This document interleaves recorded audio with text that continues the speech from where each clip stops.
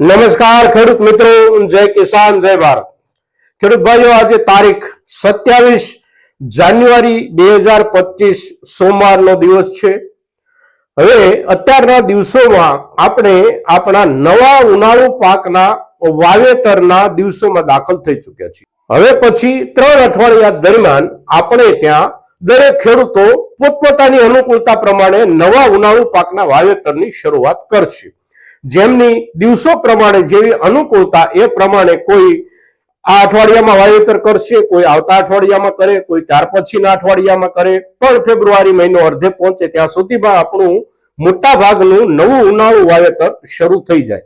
હવે ઉનાળુ વાવેતર જ્યારે શરૂ કરવાનો સમય છે આપણો, ત્યારે કોઈ પણ વાવેતરની સિઝનની પહેલા અગર તો સિઝનની નજીક જ્યારે આપણે બિલકુલ પહોંચી જઈએ છીએ ત્યારે આપણે જે કાંઈ ખાતરો પાયામાં આપવાના હોય એના વિશેની એક સામાન્ય સમજણનું ચિત્ર આપણી સામે આવી જાય તો આપણે આપણા કયા પાકમાં કયું ખાતર કેટલા પ્રમાણમાં આપવાનું છે અને એ જે આપવાનું છે એની સાથે જોડાયેલા કારણો જે છે એ જે દરેક ખાતરમાં પોષક તત્વોનું પ્રમાણ જે જુદું જુદું હોય છે એ જુદા જુદા પોષક તત્વોના પ્રમાણના આધારે આપણે પાયામાં એ ખાતર આપવાનો નિર્ણય કરવાનો હોય છે। અને તેથી પાયાના ખાતરો તરીકે આપણે જે કોઈ ખાતરો આપણા વિસ્તારમાં આપણે વાપરતા હોઈએ અને આપણા વિસ્તારમાં જેની ઉપલબ્ધિ હોય એવા ખાતરોને આપણે અહીંયા આજે બોર્ડ મારફત સમજવાનો પ્રયાસ કરીએ છીએ, એટલા માટે કે એક લેખિત માળખું લેખિત સ્વરૂપમાં આપની સામે વિડીયો દરમિયાન બની રહે અને તેથી આપણને દરેકને તમને પણ અમને પણ એક પ્રકારની અનુકૂળતા બની રહે। મિત્રો, તો પાયાના ખાતરો આપણા અત્યારની નવી ઉનાળુ સિઝનમાં આપણે કયા વાપરવા, કેટલા વાપરવા, કેવા રૂપમાં વાપરવા એનું એક ચિત્ર બને એ હિસાબથી દરેક ખાતરોમાં તાત્વિક પ્રમાણને આપણે આ વિડીયોમાં સમજીએ છીએ। પાક પ્રમાણે કયું ખાતર, કેટલું ખાતર, એની સાથે કયું મિશ્ર કરવું પાયાના ખાતર તરીકે, એને માટે આપણે અલગથી આજે અથવા કાલે ફરી એક વખત નવો વિડીયો અપલોડ કરીશું। પણ આજે આપણે માત્ર ખાતરોમાં જે તાત્વિક ભાગ હોય છે દરેકનો એને સમજવાનો પ્રયાસ કરીએ છીએ। મિત્રો, હવે આપણે સૌથી વધારે વપરાતા જે પાયાના ખાતરો છે આપણા વિસ્તારમાં એને ક્રમબદ્ધ જોઈએ લઈએ તો એક ડીએપી, બીજું એનપીકે, ત્રીજું એપીએસ, 4 એસએસપી અને 5 એપી। હવે ડીએપી માંથી આપણને નાઇટ્રોજન 18% મળે છે, ફોસ્ફેટ 46% મળે છે અને પોટેશિયમ નથી મળતું। બીજા ક્રમે એનપીકે 12-32-16 માંથી આપણને નાઇટ્રોજન 12% મળે છે, ફોસ્ફેટ 32% મળે છે અને પોટેશિયમ 16% મળે છે। ત્રીજા ક્રમે APS ammonium phosphate sulphate, ammonium એટલે કે નાઇટ્રોજન 20% મળે છે, ફોસ્ફેટ 20% મળે છે, પોટેશિયમ નથી મળતું। એની સામે ગૌણ પોષક તત્વો પૈકીનું મુખ્ય પોષક તત્વ એટલે સલ્ફેટ જે એમાંથી આપણને 13% મળે છે, એપીએસ એમોનિયમ ફોસ્ફેટ સલ્ફેટ।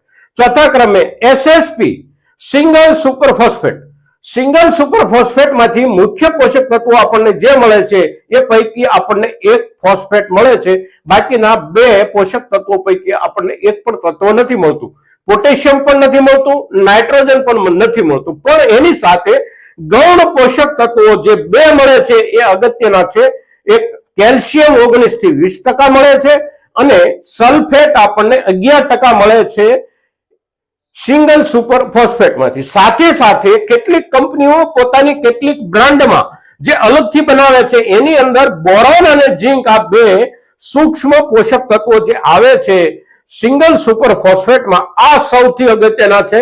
કોઈ પણ પાયાના ખાતરમાંથી આપણને આ 2 સૂક્ષ્મ પોષક તત્વો જરૂરી પ્રમાણમાં નથી મળતા। એની સામે સિંગલ સુપર ફોસ્ફેટની કેટલીક બનાવટોમાંથી આપણને આ તત્વો મળે છે અને એનો ભાવ થોડો અલગથી હોય છે।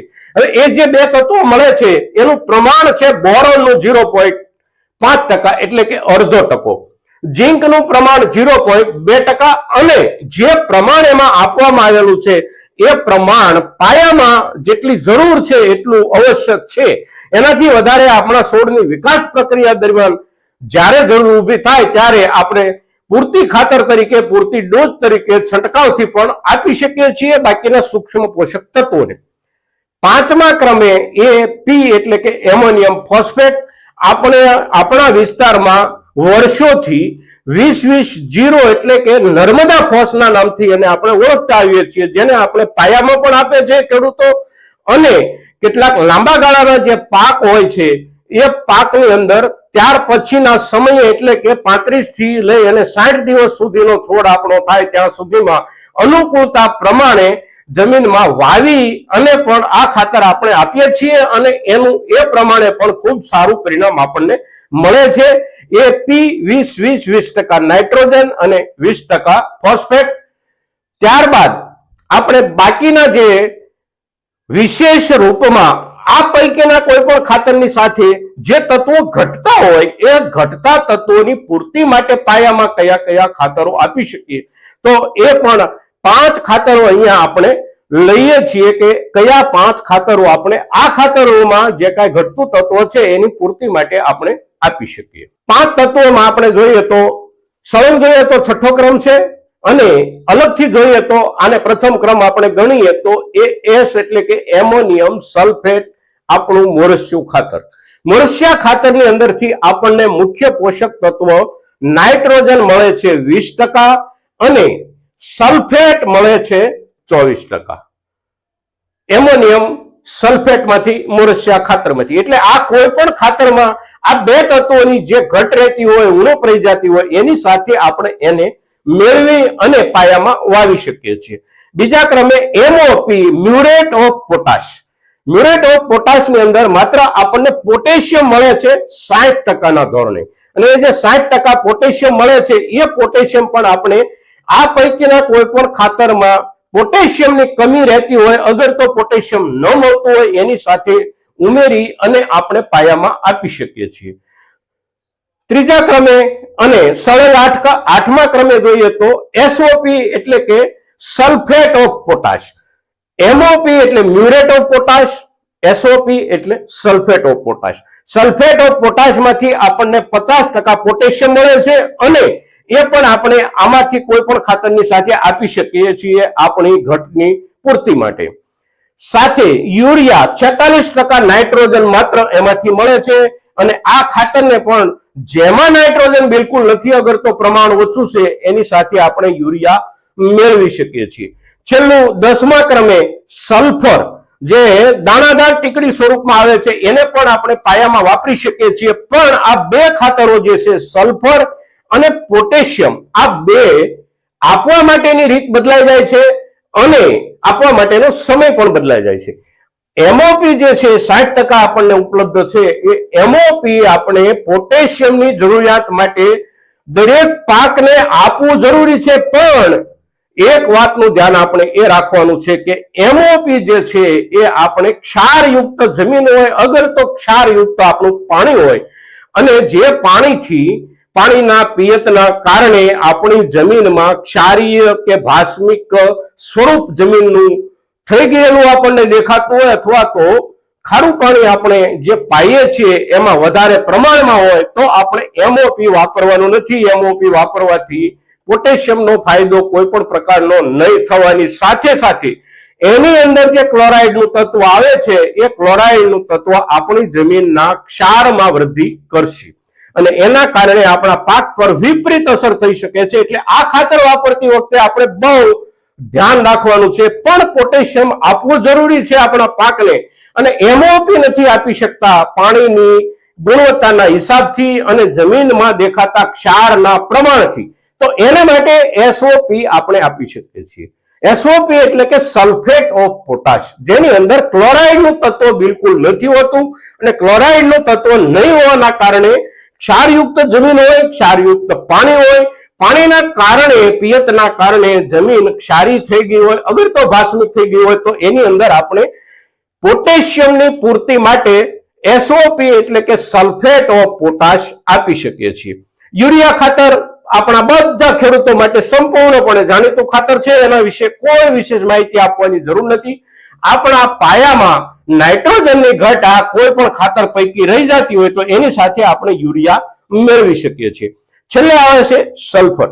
સલ્ફર એક એવું તત્વ છે કે એની જરૂરિયાત ખૂબ હોય છે છોડ માટે, પણ સલ્ફરમાંથી સલ્ફેટમાં રૂપાંતરિત થયેલું જે કાંઈ ખાતર હોય એ જ ખાતર આપણને જે તે સિઝનમાં કામ લાગે છે.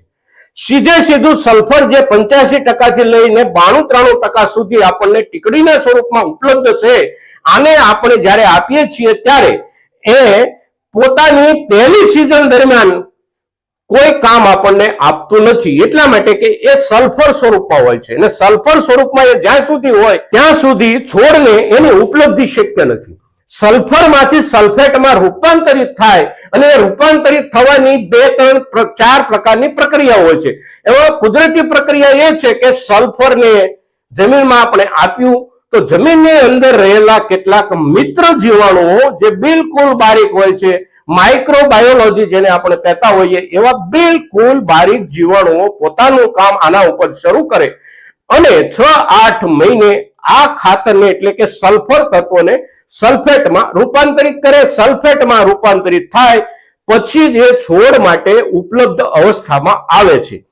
હવે બીજી પ્રક્રિયા જે એની છે એ કારખાનાઓમાં થાય છે અને કારખાનાઓમાં જે પ્રક્રિયા થાય છે એ મૂળ સલ્ફરને સલ્ફેટ સ્વરૂપમાં રૂપાંતરિત કરી અને આપણા સલ્ફેટ યુક્ત ખાતરો જે આપણને મળે છે એની અંદર એને ઉમેરવામાં આવે છે. એટલે ખાતરોની અંદર બાકીના ખાતરોમાં જે સલ્ફેટ સ્વરૂપમાં આવે છે એ જે તે સિઝનમાં જ છોડને ઉપલબ્ધ છે કારણ કે સલ્ફેટ સ્વરૂપમાં છે, પણ ટીકડીના રૂપમાં આપણે વાપરીએ છીએ તો વાપરવાથી કોઈ નુકસાન નથી, પણ એનો ફાયદો થવા માટે આપણને ઓછામાં ઓછા 1 સિઝનનો સમય લાગશે. એટલે અત્યારે આપણે સલ્ફર આપીશું તો અત્યારના આપણા પાકમાં એનો કોઈ ખાસ ફાયદો નહીં થાય કે જેને નોંધપાત્ર ફાયદો આપણે ગણી શકીએ. પાકની સિઝન પૂરી થાય એ દરમિયાન એમાંથી જે કાંઈ થોડો ઘણો સલ્ફેટમાં રૂપાંતરિત કરે જીવાણુઓ એટલા પૂરતો આપણા છોડને લાભ મળશે. ત્યાર પછીની સિઝનમાં આપણને એનો સારો લાભ મળી શકે. હવે સલ્ફરમાંથી સલ્ફેટમાં રૂપાંતરિત કરવાની જે કામગીરી બેક્ટેરિયાઓ દ્વારા એટલે કે માઇક્રોબાયોલોજી દ્વારા જે થાય છે એ પ્રક્રિયા જે છે એ જમીનનો પ્રકાર અને જમીનની અંદર રહેલા આ પ્રકારના જીવાણુઓ કેટલા પ્રમાણમાં અને કેવા રૂપમાં છે અને એની કામ કરવાની જે પદ્ધતિ છે એમાં વાતાવરણનો સહયોગ કેટલો મળ્યો એના આધારે સલ્ફરમાંથી સલ્ફેટમાં રૂપાંતરિત થવાનો સમય લાગે છે, પણ ઓછામાં ઓછા 4 મહિના આપણે કમસે કમ ગણવા જરૂરી છે.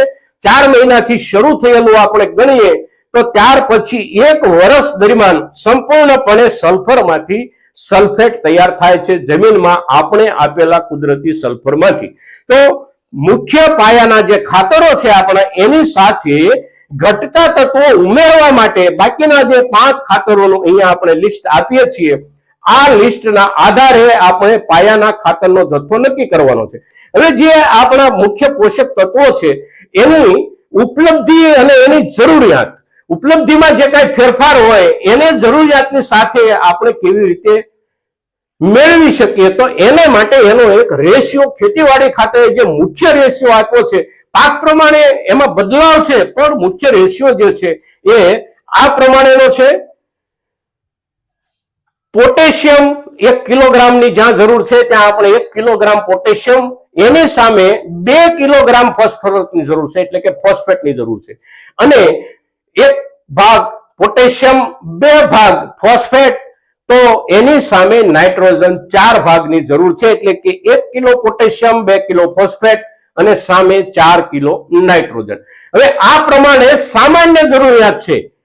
હવે એ સામાન્ય જરૂરિયાતની સામે વિશિષ્ટ જરૂરિયાત કેવા પ્રકારની, તો વિશિષ્ટ જરૂરિયાત જમીન પ્રમાણે અને પાક પ્રમાણે બદલાઈ જાય છે અને એના ઉપર પણ આપણે સમયે સમયે ચર્ચા કરતા રહીશું મિત્રો. પાક પ્રમાણે જરૂરી ખાતરો પાયામાં કેટલા આપણે આપવાના છે એની ચર્ચા પણ આપણે હવે પછી નિયમિત રૂપમાં કરતા રહીશું આપણો વાવણીનો સમય પૂરો થાય ત્યાં સુધી. તો આજની આપણી આ ચર્ચા આપણા મહત્તમ ખેડૂતો સુધી પહોંચે એ જવાબદારી આપ સૌ નિભાવશો એવી આપની પાસેથી અપેક્ષા સાથે જય કિસાન જય ભારત.